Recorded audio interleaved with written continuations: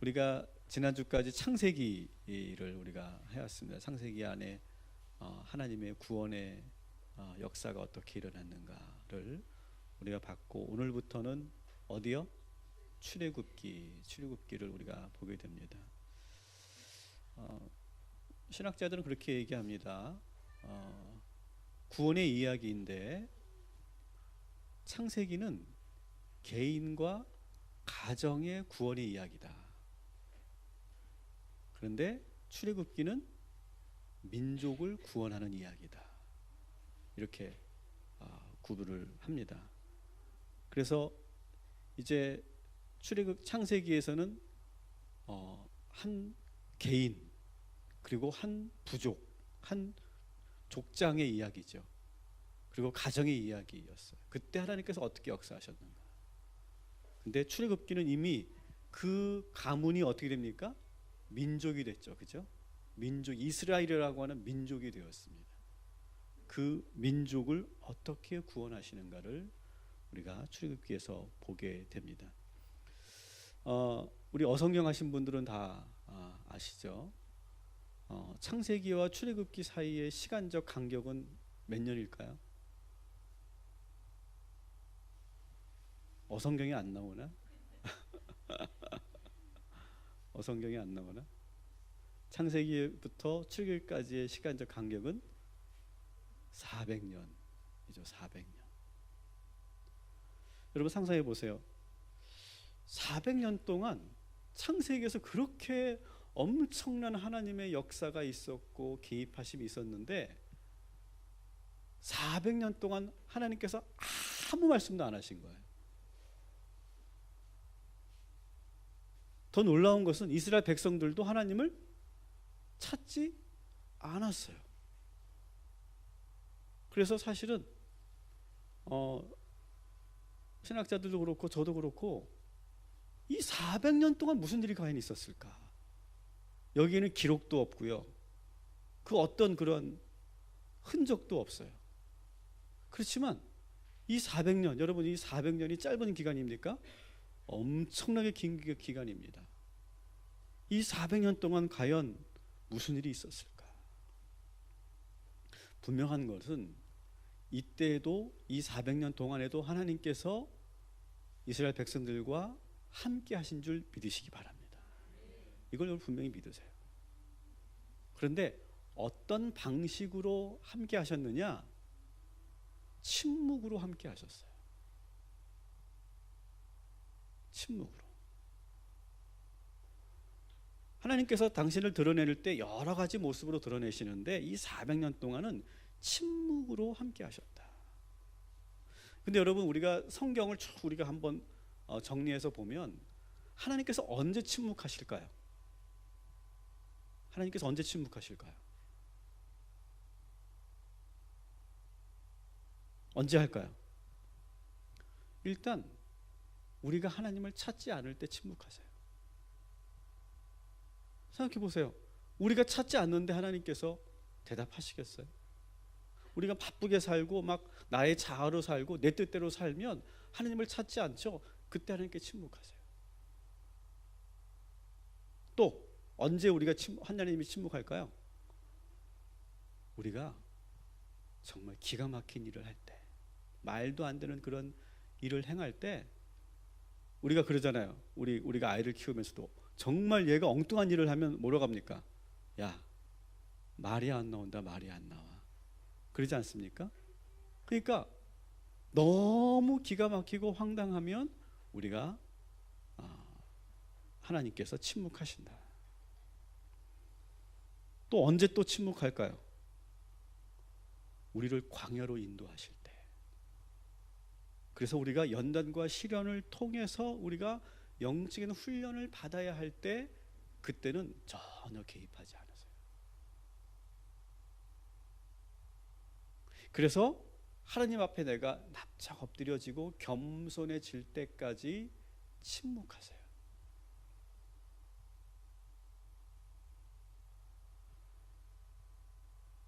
그리고 때로는 하나님께서 우리의 삶에 사사건건 개입하지 않으실 때가 있어요. 그러면서 뭐라고 하냐면, 야, 그거 네가 알아서 해. 네가 어떻게 하는지 내가 잘 볼게. 여러분, 껌껌이 사사건건이 하나님께서 막 모든 걸 다 개입한다면 그거는 우리가 잘못 알고 있는 거죠.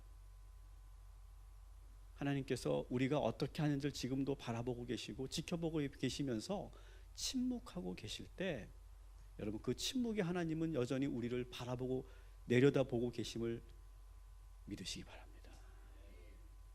근데 가장 무서운 게 뭔지 아세요? 그 백성을 포기할 때, 그때는 아예 입만 닫는 게 아니라 어떻게 한다고 그러죠? 그의 얼굴을 돌린다고 그러죠. 여러분, 우리가 하나님의 그 침묵에 여러 가지 의미가 있는데, 여러분, 우리가 그 이 마지막 순간 이러한 하나님의 그 침묵과 얼굴을 돌리는 일이 없도록 오늘도 우리가 깨어 있기를 주님의 이름으로 축원합니다. 하나님께서 이 400년 동안 침묵하시면서 당신을 드러내지 않아요. 왜 드러내지 않으셨을까? 여기 정확한 그런 어떤 이유를 우리가 알 수는 없어요. 중요한 건 지금 우리들인데, 혹시 하나님께서 요즘에 나에게 침묵하고 계신다 라고 여러분이 느끼고 계신다면 절대 걱정하지 마세요. 그렇지만 이거를 여러분 기억하세요. 하나님께서 왜 침묵하실까? 하나님께 침묵하시는 이유가 무엇일까?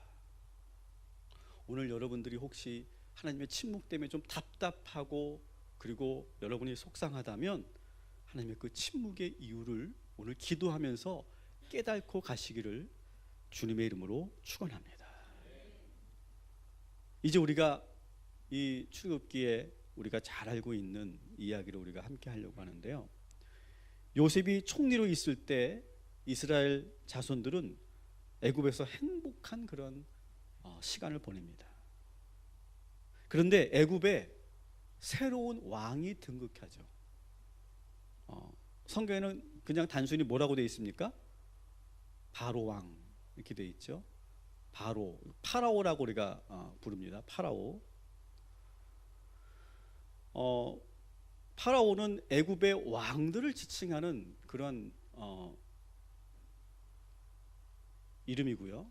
거기에 그 파라오들 가운데 여러 왕들이 있습니다. 여러 왕들이 있는데 뭐 역사학자들이나 신학자들이 모세 시대의 파라오는 누구냐를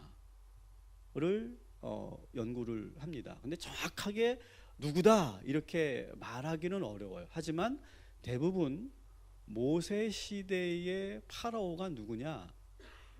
따라합시다. 람세스 2세. 람세스 2세일 것이다. 이렇게 추측을 합니다. 일단 우리는 그 학설을 받아들이자고요. 우리가 뭐 연구하고 막 그럴 건 아니니까. 람세스 2세가 왕이 되자 상황이 완전히 바뀌었다. 이 이스라엘 민족에 대한 그런 대우가 완전히 바뀐다. 우리 8절부터 11절까지 우리 한번 같이 읽어보겠습니다. 시작. 요셉을 알지 못하는 새 왕이 일어나 애굽을 다스리더니 그가 그 백성에게 이르되 이 백성 이스라엘 자손이 우리보다 많고 강하도다. 자, 우리가 그들에게 대하여 지혜롭게 하자. 두렵건대 그들이 더 많게 되면 전쟁이 일어날 때에 우리 대적과 합하여 우리와 싸우고 이 땅에서 나갈까 하노라 하고 감독들을 그들 위에 세우고 그들에게 무거운 짐을 지워 괴롭게 하여 그들에게 바로를 위하여 국고성 비돔과 람셋을 건축하게 하니라. 아멘. 자, 그래서 애굽의 입장에서 보면 이 람세스 2세는 매우 훌륭한 왕입니다.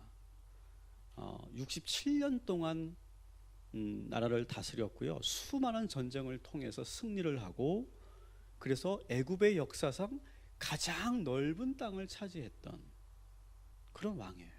아마 우리나라로 본다면 뭐 광개토대왕 정도가 되겠죠.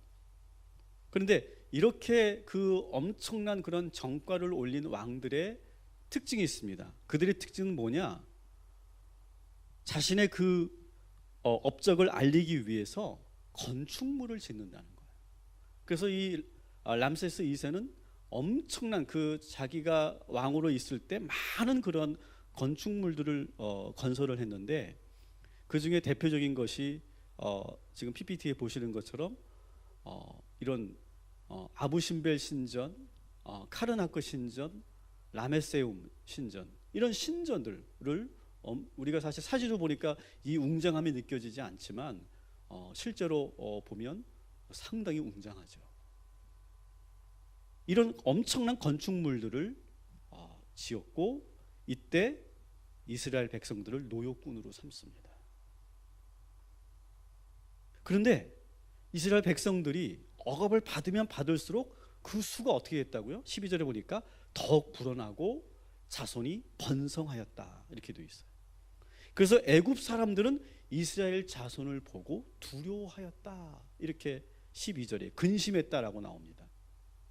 근데 실제로 역사를 보면 이 애굽 사람들이 이스라엘 백성들께 번성하는 것을 보고 두려워했던 이유가 있어요. 그냥 뭐 쓸데없는 걱정을 하는 것이 아니라 실제로 이 역사적으로 그런 사건이 있었는데, 이제 세계사로 들어갑니다. 세계사로 힉소스라고 하는 민족이 있어요. 힉소스. 근데 이 힉소스는 사실 애굽의 족속이 아니거든요. 근데 타 민족이에요. 타 족속인데 애굽으로 쳐들어옵니다. 애굽으로 쳐들어와서 애굽인들을 잔인하게 다 살육을 하고요. 그리고 애굽인들 노예로 삼고 무려 108년을 점령해서 다스려요. 그리고 역사가들은 이 시기에 힉소스가 이 애굽을 점령했던 그 시기에 여타 그 지역에 살던 많은 족속들이 같이 번성했을 것이다, 이렇게 추측을 합니다. 그래서 성경에 있는 것이 그대로 사실이라는 것을 우리가 알 수 있죠. 이 시기에 이 이스라엘 후손들도 번성하기 시작해요. 사실 이 애굽에게는 아주 치욕적인 역사입니다. 108년 동안 자기가 전통적으로 살아왔던 그 나라, 땅을 잃어버리고 나라를 잃어버리고 108년 동안 지배당하고 노예로 살았어요. 그러다가 다시 이제 탈환을 했기 때문에 이 애굽 백성들은 긴장되는 거예요. 그렇게 막 번성하는 그런 족속들을 보면. 근데 이 바로 왕이 걱정한 것은 뭘까요?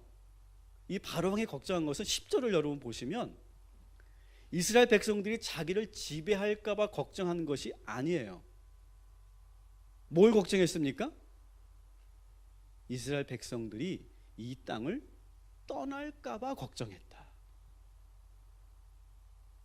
떠날까 봐 걱정한 거예요. 왜 떠날까 걱정했을까요? 이 바로 왕은 지금 엄청난 건축물도 늘어났잖아요, 지금. 근데 만일 이스라엘 백성들이 없다면 절대로 이 건축물들을 다 건설할 수가 없어요.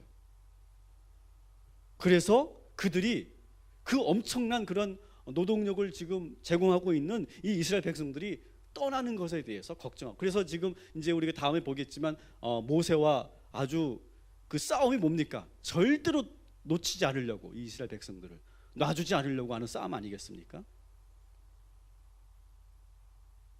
그런데도 바로는 이중적인 그런 모습을 보이는데, 이렇게 노동력이 절대적으로 필요한데 이상한 그런 명령을 내립니다.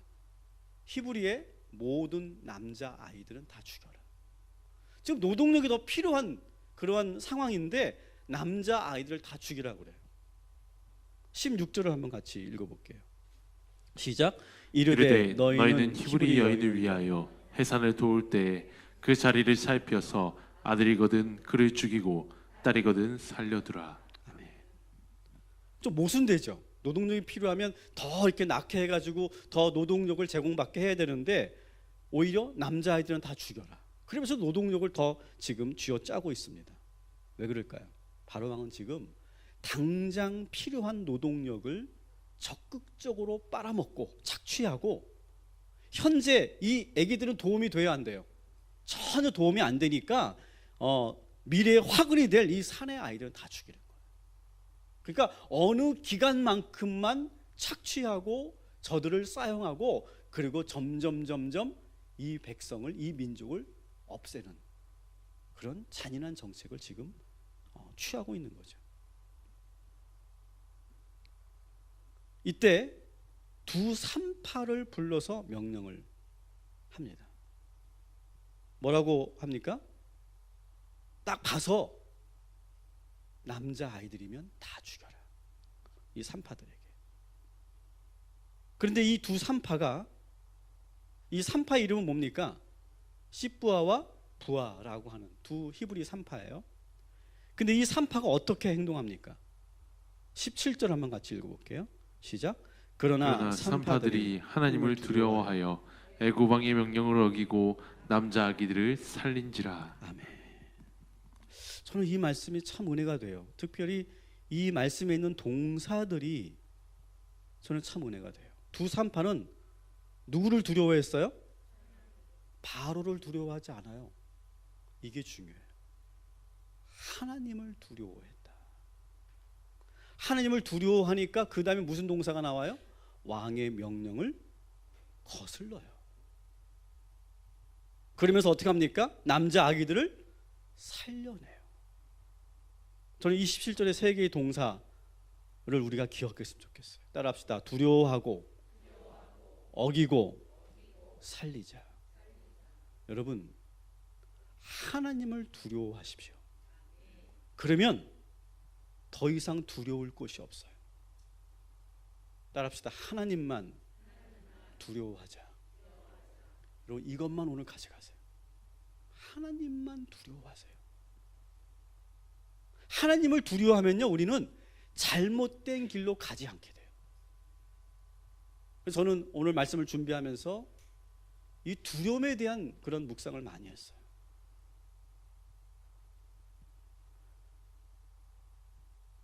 아무리 왕의 말이라도 하나님이 두렵기 때문에 그 왕의 말이 들리지 않는 거예요. 왕의 권위가 두렵지 않은 거예요. 여러분, 우리 그리스도인들은요, 하나님을 두려워하는 자들이어야 될 줄 믿습니다. 하나님 앞에 두렵고 떨리는 자들. 오늘 여러분 하나님을 두려워하십니까? 하나님을 두려워하는 자들이 바로 은혜 받은 자들인 줄 믿습니다. 그래서 주석가들은 이 두 산파, 이 힘없는 이 두 여인들이, 이 두 산파들이 한 이 왕에 대한 불복종은 인류 최초의 저항운동이다, 그렇게 평가하더라고요. 정면으로 왕에게 나는 그렇게 못해요 이렇게 말한 건 아니에요. 그렇게 정면으로 그렇게 저항한 것은 아니지만 그는 어떻게 했어요? 왕의 명령을 조용하게 따르지 않아요. 그 용기는 어디서 나왔다고요? 하나님을 두려워하기 때문에 나왔어요. 여러분, 눈으로 드러나는 왕의 권세, 그 잘못된 명령, 여러분 그것에 여러분 우리가 흔들리지 말고 보이지 않지만 분명히 존재하는 하나님을 두려워할 때 우리는 올바른 길로 가게 될 줄 믿습니다. 바로는 두 산파를 불러 호통을 칩니다. 그런데 호통만 칠 뿐 바로 왕이 이 두 여인을 어떻게 하지를 못해요. 왜? 하나님께서 그들을 보호하시기 때문에. 그 결과 이스라엘 백성들은 더욱더 번성하게 됩니다. 그리고 산파들은 어떻게 됐을까요? 이 두 산파는 20절 21절 같이 읽습니다.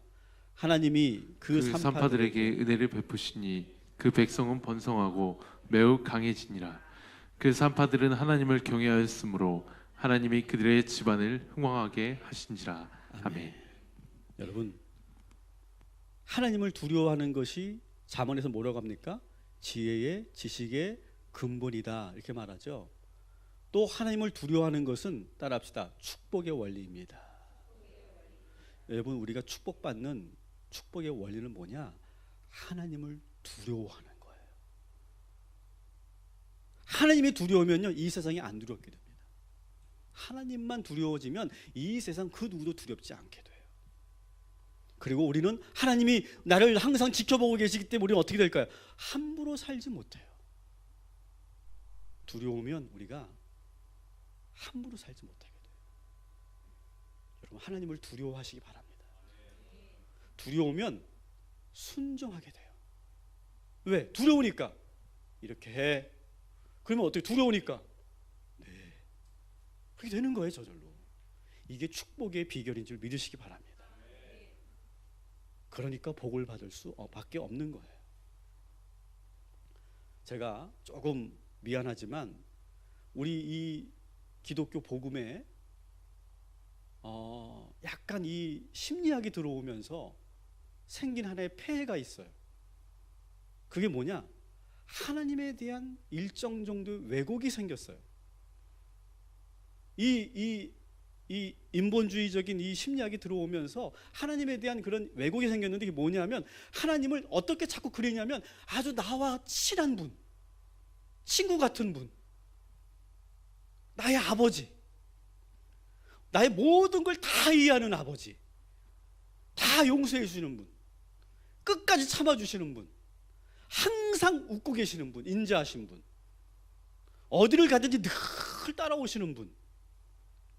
여러분, 이런 하나님이 좋아요, 싫어요? 좋죠. 근데 여러분, 여기 함정이 있다는 거예요. 자꾸 이런 하나님만을 우리가 강단에서 얘기하고 이렇게 현대적인 그런 현대인들이 이런 하나님만 얘기하니까 하나님이 이제는 두려워지지 않은 거예요. 아이, 다 이해하실 텐데 오늘 뭐 금요심에 안 오고 뭐 저기 호프집 가서 한잔 해도 하나님 다 이해하셔. 아이, 다 하나님은 다 우리의 속을 다 알고 계시고, 내가 지금 스트레스 받아가지고 내가 어쩔 수 없이 여기 앉아서 내가 있는 거 하나님 다 아신다고. 다 내가 얼마나 피곤한데 다 알아 하나님이. 그리고 가서 또 회개하면 또 용서해 주셔. 심지어는 막 웃고 계셔. 우리를 화면 보시면서 막 잘했다고 막 그러시고. 여러분, 인간은 죄인이에요. 이런 대상으로 다 하나님을 놓으니까 어떻게 되는 거예요?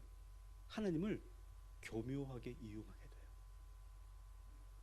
그러면서 자기 뜻대로 하나님을 컨트롤하려고 해요.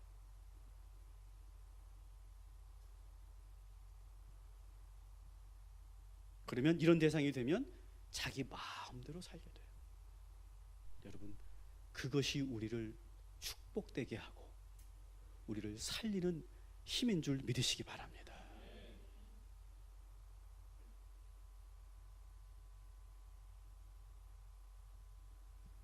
이 출애굽기 2장 1절부터 10절은 여러분이 잘 아시는 것처럼 모세의 탄생 이야기예요.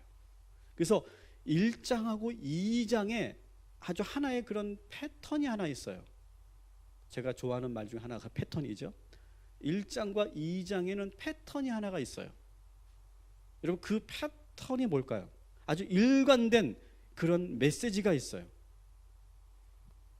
크게 네 가지로 볼 수 있는데, 첫 번째는 생명을 포기하지 않고 결국 살리는 이야기다. 누구를 살려요? 모세를 살려요. 그리고 히브리의 사내 아이들을 살리는 이야기. 끝까지 포기하지 않는다, 생명을. 두 번째가 제일 중요해요. 생명을 살리는 주인공들은 모두 누구예요? 여성들이에요. 1장과 2장의 아주 중요한 핵심 주제가 이거예요. 그리고 세 번째는 하나님께서 400년 동안 침묵하시다가 드디어 400년 만에 이스라엘 백성들에게 드러내세요. 근데 드러내시는데 이 1장과 2장에서는 하나님이 직접 드러나지 않고 직접 일하시지 않아요. 근데 여러 상황 속에서 하나님이 함께 계시는구나, 그거를 느낄 수 있는 그런 말씀이 바로 1장과 2장이에요. 자, 두 번째가 제일 중요하다고 그랬죠. 모든 생명을 살리는 주인공들이 모두 여성인데, 여성 누구누가 나올까요? 자, 첫 번째 아까 처음에 봤던 두 산파 이름 시부아와 부아, 또 모세의 어머니, 그렇지, 요게벳, 또 누가 있죠? 미리암, 또 누가 있죠? 바로의 공주, 바로의 딸, 파라오 공주. 5명의 여자 이야기예요. 하나님은요, 모세를 살리기 위해서 이 5명의 여성의 협력을 받아요. 전통적으로 여성은 생명을 상징해요. 생명. 상징인 것뿐만 아니라 실제로 공동체 안에서 여러분 여성이 없다면 어떨까요? 여러분 집에 아내가 없고 엄마가 없다. 어떨까요?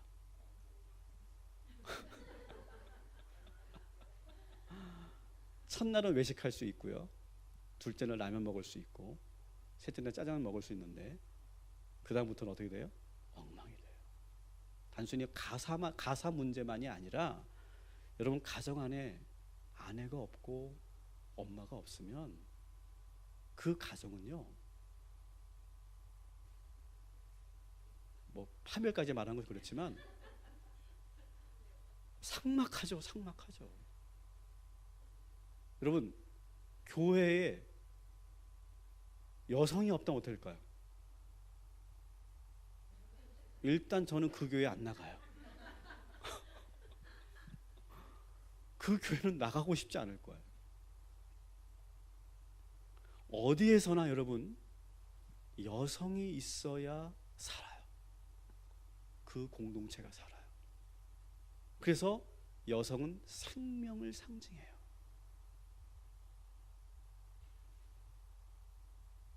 여성은 존속하게 만들어요. 살아있게 만들어요. 그리고 풍성하게 만들고 따뜻하게 만들고 충만하게 만들어요. 왜냐하면 허용하고 수용하고 희생하는 것이 여성들에게 있기 때문에 그래요.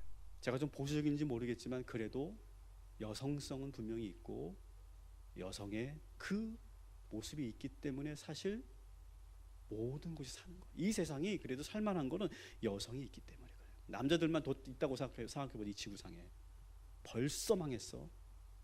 벌써 이 지구는 아마 흔적도 없이 사라졌을 거예요.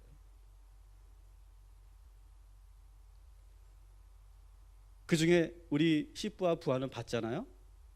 요게벳을 볼게요. 요게벳은 모세를 낳은 후에 어떻게 했다고 그래요? 아무도 모르게 석 달을 키워요. 2장 2절 같이 읽겠습니다. 시작. 그 여자가 임신하여 아들을 낳으니 그가 잘생긴 것을 보고 석 달 동안 그를 숨겼으나. 아멘. 근데 여러분 아이를 키워보신 분 아실 거예요. 여러분 아무도 모르게 석 달을 키웠다. 이게 가능할까요?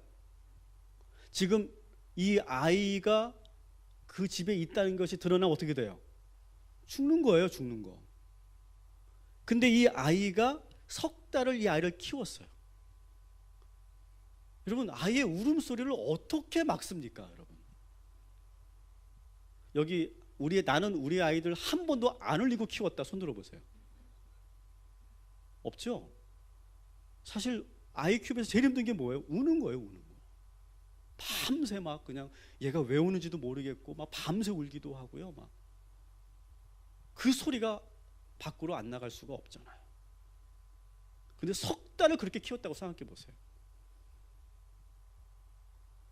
아이가 막 우는데 입을 틀어 막으면 그치나요? 그렇지도 않잖아요. 아이가 갑자기 또 막 열이 나고 아프면 막 울어 제끼잖아요. 이거 사실 석 달을 키웠다는 것은 여러분 이게 단순한 문제가 아니에요. 그런데 석 달을 키워요. 엄마는 어떻게 키웠을까요? 아마 한숨도 석 달 동안 자지 못했을 거예요. 조금이라도 아이가 울기라도 하면 벽장소로 숨거나 아니면 입을 뒤집어 쓰고 그 소리가 새어나가지 않도록 정말 아주 예민해져 가지고 살았을 거예요. 여러분 이 모든 것이 가능한 이유는 뭘까요? 어머니이기 때문에 그런 거죠. 엄마는 절대로 자식을 포기할 수 없죠. 그래서 여러분 어머니의 사랑은 하나님의 사랑을 많이 닮았어요. 절대로 포기하지 않아요. 자식을. 여러분 여전히 여러분들에게 이 사랑이 여전히 충만하게 우리에게 있기를 주님의 이름으로 축원합니다. 그런데 더 이상 숨길 수가 없게 됐어요. 그렇다고 애굽 병사들에게 이야기를 빼앗길 수가 없어요. 그래서 그녀 어떻게 합니까? 갈대 상자를 만들어서 역청과 나무지를 발라서 아기를 거기에 담고 나일강 갈대 사이에 띄워요. 여러분이 이 부분을 어떻게 보십니까? 이 부분은 결국 이 엄마는 이 아기를 포기한 걸까요? 어떻게 한 걸까요? 저는 포기하지 않은 거라고 생각해요. 포기하지 않는 거예요. 제가 시골 교회에 있을 때 저희 교회 앞에 이렇게 개울이 하나 이렇게 흐르고 있었어요. 개울이 흐르고 있는데 제가 그때 이 말씀을 묵상할 때였는데 묵상을 하면서 그때 우리 재민이가 6개월 정도 됐을 때 그 개울이 쭉 흐르는데 이 말씀 묵상하다가 만일 내가 그 상자에 우리 아이를 놓고 그 개울에 띄운다는 거 생각해봤어요. 저는 1m도 못 띄울 것 같아요. 그 개울은 뭐 이렇게 막 험한 그런 계곡도 아닌데 절대 할 수 없는 거죠. 그런데 지금 이 엄마가 띄운 거예요. 근데 이것은 뭐냐? 아이를 포기한 것은 아니에요. 그렇지만 뭘 한 걸까요? 따라합시다. 이제부터는 하나님께 맡긴다. 이거예요, 이거. 이제부터는 내가 하나님, 우리 아들 모세를 하나님께 맡깁니다. 여러분, 이것이 우리 모두에게도 저는 적용돼야 된다고 생각해요. 여러분, 언젠가 우리 자식들은 떠나요. 그렇죠? 이미 떠난 자식들도 있으실 거고 언젠가 다 떠나요. 그리고 제가 키워보니까 어느 순간부터는 부모의 뜻대로 되지가 않더라고요. 자기들의 자아가 있고 자기들의 생각이 있고 그러니까 이게 뜻대로 되지 않더라고요. 그때 우리는 뭘 해야 되느냐? 하나님께 맡기는 기도를 해야 돼요. 하나님, 우리 아들을 이 나일강 강가에 띄웁니다. 우리 딸을 이 나일강 강가에 띄웁니다. 제가 포기한 것은 아니지만 이제 띄워보냅니다. 하나님, 우리 아이들을 지켜주십시오. 함께해 주십시오. 도와주십시오. 여러분, 오늘 그렇게 눈물로 기도할 때 하나님께서 지금 나일강 강가에 떠서 둥둥 떠서 지금 흘러가는 우리 아이들은 모를 거예요. 자기가 다 알아서 잘할 것 같고 내가 헤엄치면 내가 원하는 방향으로 갈 것 같고 뭐 이 정도의 물살 정도야 내가 알아서 헤쳐나갈 수 있을 것 같이 그렇게 생각하잖아요. 우리 아이들을. 우리는 알잖아요. 자기 뜻대로 안 되는 거 다 아는데 우리 아이들은 아직 얼마든지 자기 뜻대로 할 수 있다고 생각해. 좋아요. 그렇지만 우리는 뭘 해요? 기도하는 거 하나님께. 하나님, 우리 아이들을 잘 지켜주십시오. 우리가 우리 자녀들을 포기하지 않지만 여러분 내려놓으시고 요괴배처럼 흘려보내시고 그리고 하나님 앞에 맡기는 기도를 하는 우리 모두가 되기를 주님의 이름으로 축원합니다. 세 번째가 바로 미리암이죠. 미리암은 누굽니까? 모세의 누나. 모세의 누나인데 갈대 상자의 동생이 있으니까 이 누이가 계속 따라다니는 거예요. 혹시 소용돌이에 빠지지는 않을까? 갈대에 걸려 흘러가지 못하고 거기에 멈춰 있는 것은 아닐까? 뒤집히는 것은 아닐까? 우리 동생이 우는 것은 아닐까? 그러면서 이 동생이 너무 걱정돼서 막 따라다니는 거예요. 갈대 상자가 흐르지 않으면 막대기로 이렇게 휘저어가지고 그 갈대 상자가 흐를 수 있도록 도와주기도 하고 울지 말라고 따라가면서 노래도 불러주고 그러는 거예요. 이 미리암도 이 동생 이 생명을 살리는데 함께하고 있어요. 이 미리암은 두 가지 마음이에요. 첫 번째 마음은 엄마의 마음을 헤아리는 거예요. 엄마가 지금 이 동생을 이렇게 띄워보내고 얼마나 마음이 아플까, 얼마나 지금 걱정하실까. 내가 가서 엄마의 마음을 내가 위로하고 내가 지켜줘야지. 그런 마음을 가는 거예요. 이게 여성들이 갖고 있는 그런 마음이죠. 그래서 딸이 좋은 것 같아요.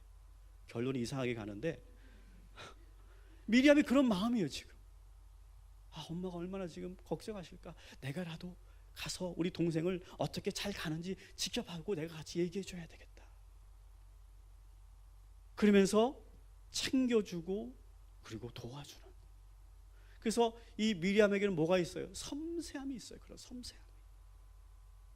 여러분, 우리 여성들에게 있는 이 섬세함, 그리고 상대방의 마음을 내가 헤아릴 수 있는 그 마음, 그것 때문에 생명이 살고, 그것 때문에 우리 가정이 살고, 그것 때문에 우리 교회가 사는 줄 믿습니다.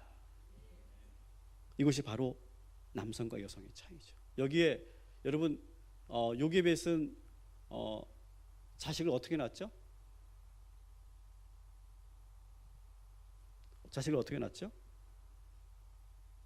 그렇죠. 3명을 낳았죠.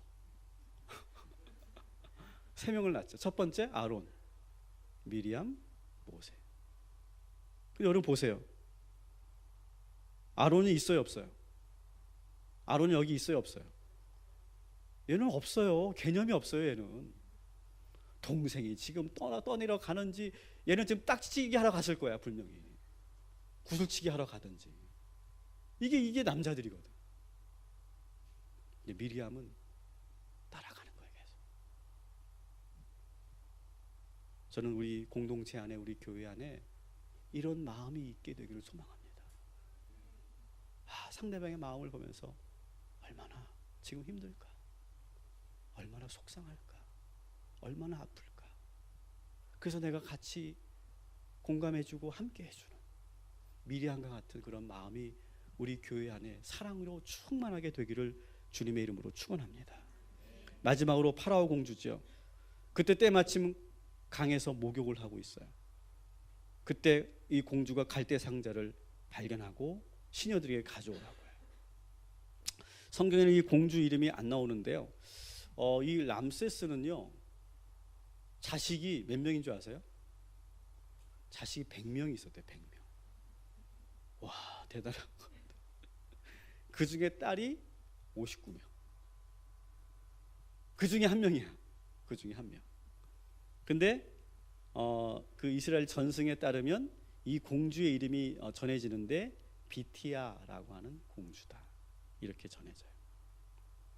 근데 이 시녀에게 상자를 가져오게 하고 열어보니까 거기에 히브리 남자아이가 울고 있어요. 울고 있다. 여러분, 왜 안 울겠습니까? 지금 얼마나 이 아기가 얼마나 공포스러웠을까요? 막 울고 있어요. 근데 그걸 보면서 아기가 측은하게 불쌍하게 여기는 거예요. 분명히 히브리 아기인 걸 분명히 알았지만 불쌍하게 여기는 거예요. 그래서 이 바로 공주는 어떻게 합니까? 이 아기를 양자로 삼아요. 근데 여러분 이걸 생각해 보세요. 그 아기를 양자로 삼은 것은요, 대단히 위험한 결정이에요. 뭐예요? 왕이신 아버지의 명령을 거스르는 거거든요. 지금 히브리 모든 남자를 다 죽여라, 그렇게 전국적으로 이렇게 공포를 내렸는데 그 딸이 히브리 남자 아기를 양자로 삼는다. 정면으로 아버지의 명령을 거스르는 거 아니겠어요? 그런데 이 비티아 공주는 자기에게 다가온, 자기 앞에 온 이 아기를 모른 척 할 수 없었어요. 이게 여성들이 가지고 있는 또 하나의 모습이죠. 여성들은 자기에게 맡겨진 것을 잘 수용하는 것이 있어요. 그래서 어떤 사람을 만나든 어떤 상황을 만나든 막 남자들은 막 새로운 상황이 되고 막 내가 뜻대로 되지 않으면 막 화를 내고 막 그냥 속상해하고, 그리고 그냥 소주를 먹으면서 막 그냥 막 화를 내고 막 답답해하는데 여성들은 빨리 정신을 차리죠. 그리고 빨리 그 현실을 수용하고 받아들이고, 그런 수용 능력이 있죠. 공주는 이 상황이 우연이 아니라고 생각해요. 자기에게 신이 맡긴 일이라고 생각해요. 그러면서 이 아이를 수용하고 받아들여요.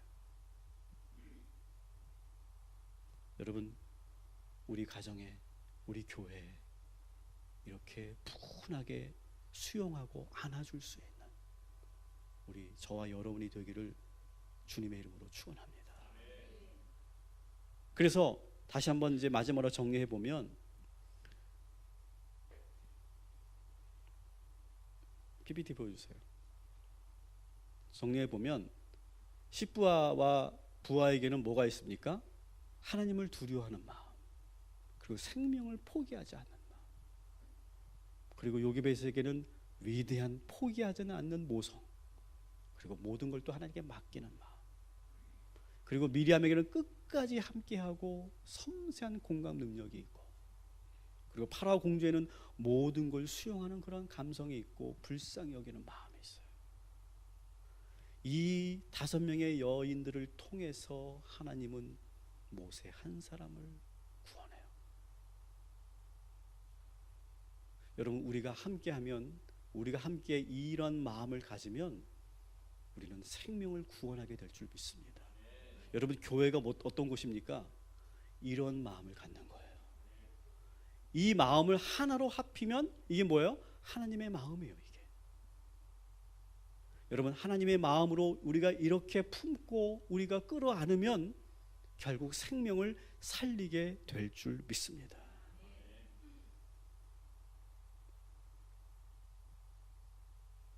여성을 통해 생명을 구원하신 이 하나님을 우리가 묵상하면서 오늘 이 시간 이 마음을 달라고, 우리에게 이거는 우리 여성들만 하나님께 주시는 것이 아니라 우리 모두에게 주실 줄 믿습니다. 이 마음을 달라고 계속 띄워놓고, 하나님 이 마음을 저에게 주세요.